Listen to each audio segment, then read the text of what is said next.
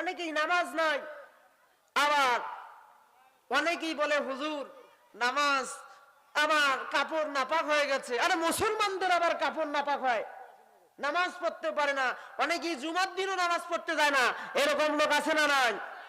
বরংস আল্লাহর নবী, কলিজার টুকরো নবী, নবী মুহাম্মদুর রাসূলুল্লাহ সাল্লাল্লাহু আলাইহি ওয়াসাল্লাম বলেন, হাযা ইয়াউমুল জুমা, বলি মারহাবা। আল্লাহর নবী বলেন, জুমার দিন হলো গরিবদের জন্য, অসহায়দের জন্য, দরিদ্রদের জন্য ঈদের দিন, হজের দিন, বলি আল্লাহু আকবার। আমরা অনেকেই নামাজ পড়ি না, নামাজের কথা শুনলে অনেকেরই নাক ছিটকা, আছে না নাই? অনেক লোক আছে নামাজের কথা বললে তাদের কষ্ট হয়। কিন্তু ভাইরা আমার, অনেকে বলে হুজুর আমার কাপড় পরিষ্কার নাই, কাপড়টা অপবিত্র হয়ে গেছে। কিন্তু আল্লাহর নবী, কলিজার টুকরো নবী, নবী মুহাম্মদ রাসূলুল্লাহ সাল্লাল্লাহু আলাইহি ওয়াসাল্লাম সব সময় শুধুমাত্র কেবলমাত্র একমাত্র নামাজের কথা বলতেন। কথা বলেন ঠিক কিনা?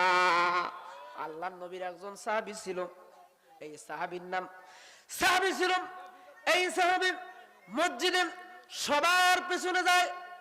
আব্দুল্লাহ আনসারী, নাম কি? আব্দুল্লাহ আনসারী মসজিদে সবার পেছনে যায়, আবার সবার আগে আগে চলে আসে। এইরকম স্বভাবের লোক আমাদের দেশে আছে না নাই? একদিন, দুই দিন, তিন দিন যখন চলে যায় সাহাবীরা নবীজিকে ডাক দিয়ে, সংক্ষিপ্ত করেন। আচ্ছা হুজুর, আছে না হুজুর, হবে না, প্রদর্শনী হবে ছাত্রছাত্রীদের। আল্লাহর নবী যখন বাজান রে আমার একদিন, দুই দিন, তিন দিন যায়, সাহাবীরা নবীজিকে ডাক দিয়ে বলেন, ও আল্লাহর নবী, আপনার সাহাবী আব্দুল্লাহ আনসারী মসজিদে আগাম আসতে পারে না, মসজিদে সবার শেষে আসেন এবং সবার আগে যায়। নবীজি, আপনার আব্দুল্লাহ আনসারীর কি করতে হবে? আপনি তো বলেছেন মসজিদ হলো মুমিনদের জন্য, মসজিদে মুমিনরা গেলে তাদের ঈমান বৃদ্ধি পায়, আর মুনাফিকরা মসজিদে গেলে তাদের জন্য যন্ত্রণা হয়ে যায়। মুনাফিকরা তাড়াতাড়ি মসজিদ থেকে পালাবার চেষ্টা করে। কথা বলুন ঠিক কিনা?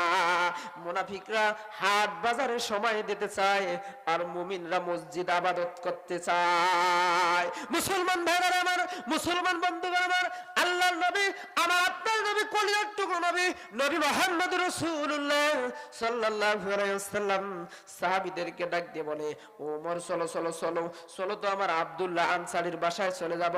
আব্দুল্লাহ আনসারীর বাসার মধ্যে চলে আসার পর আব্দুল্লাহ আনসারীকে দেখতে পারলেন। বাসার কাছে আসার পর, আব্দুল্লাহ আনসারীর বাসার কাছে আসার পর ডাক দিলেন, আসসালামু আলাইকুম ইয়া আহলাল বাইত। বাসার মধ্যে কে আছো?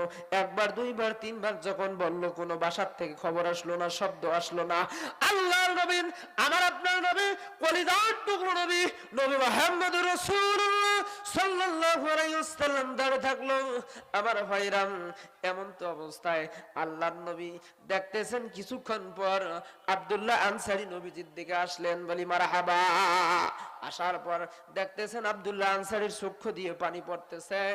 আমার ভাইরাম, আব্দুল্লাহ আনসারীকে জিজ্ঞাসা করলো, ও আব্দুল্লাহ আনসারী, তুমি কেন এখন আসলাম? দেরি করে কেন আসলাম? আমার ডাক কি তুমি শোনো নাই? আমার সালাম কি তুমি শোনো নাই? আমার ভাইরা, শুধু তাই নয়, তুমি নাকি মসজিদে সবার শেষে যাও, আবার সবার আগে আসো।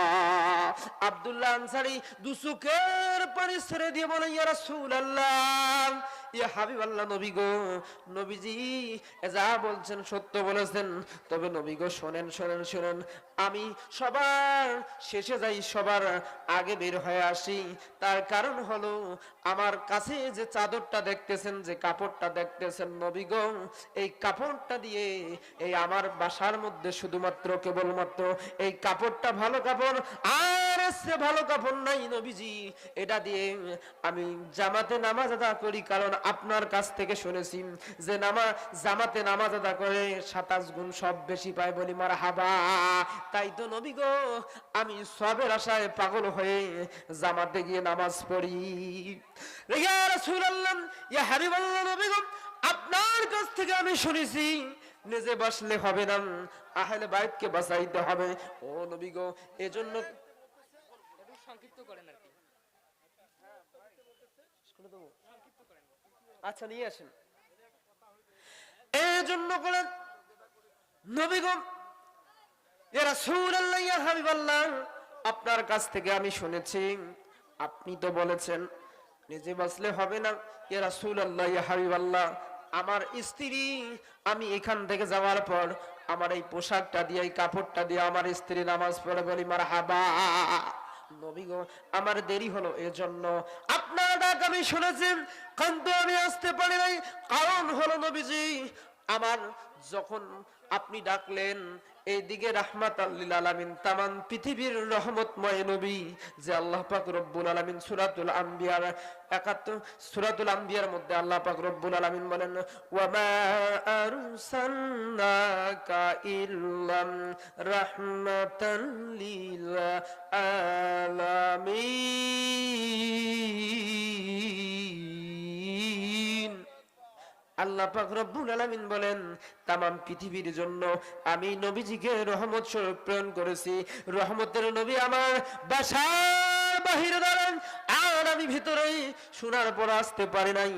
একটা কারণ আছে নবী গো, কারণটা হলো আমার প্রাণের প্রিয় স্ত্রী নামাজে দাঁড়া হয়েছে, এদিকে রাহমাতাল লিল আলামিন আমাকে ডাকে, আর এদিকে আমার স্ত্রী নামাজে আল্লাহর সঙ্গে কথা বলে। মারহাবা। আমার স্ত্রী নামাজে আল্লাহর সঙ্গে কথা বলে। ও নবী গো, এজন্য আমি বলতে পারি না আমার বিবি তুমি নামাজটা তাড়াতাড়ি শেষ করো, বলতেও পারি না আমার স্ত্রী নামাজ শেষ করলো, সালাম ফিরাইলো, আপনার কাছে আসলাম। নবীজি কান্না করে, সাহাবীরা কান্না করে, এমন তো অবস্থায় কান্না করতে করতে নবীজির চক্ষু পড়ে গেল। তার একটা ছোট্ট 10 বছর, 8 থেকে 10 বছরের সন্তান, এই সন্তানটাকে ঝিনঝির দিয়ে, লোহার শেকল দিয়ে বেঁধে রেখেছেন।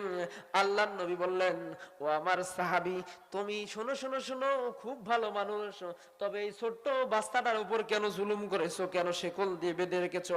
ওই আল্লাহর নবীর সাহাবী বলে, নবীজি আমি বেঁধে রেখেছি এজন্য আপনার মুখ থেকে শুনেছি আপনি বলেছেন কোন মানুষ যদি হারাম খায়, চুরি করে খায়, অন্যায় ভাবে খায়, ওই লোকটা জীবনে জান্নাতে যাইতে পারবে না, ওই লোকটার স্থান হবে জাহান্নামে। নবী গো, এজন্য করে ওই যে আমার পাশে যে খেজুর গাছটা দেখা যাচ্ছে, নবীজি এই খেজুর গাছটা আমার না, এই খেজুর গাছটা হলো অন্য। এই খেজুর গাছের খেজুর পড়লে পরে আমার সন্তানটা বোঝে না, আমার সন্তানটা যদি খেজুর খায়, নবীজি এজন্য আমার সন্তানটাকে বেঁধে রেখেছি, যাতে করে আমার সন্তানটার ভেতরে হারাম প্রবেশ না করে। আমি পিতা হয়ে যদি আমার সন্তানটাকে হারাম খাওয়াই, হারাম খাওয়ার পর আমার সন্তানটা যদি জান্নাতে যেতে না পারে, তাহলে আমি কি করব? আজ আমাদের সমাজে এমনও পিতা আছে, অভিভাবক আছে, গার্ডিয়ান আছে, ঘুষের টাকা, সুদের টাকা খায়, খেয়ে সন্তানদেরকে খাওয়ায়। কথা বলেন ঠিক কিনা?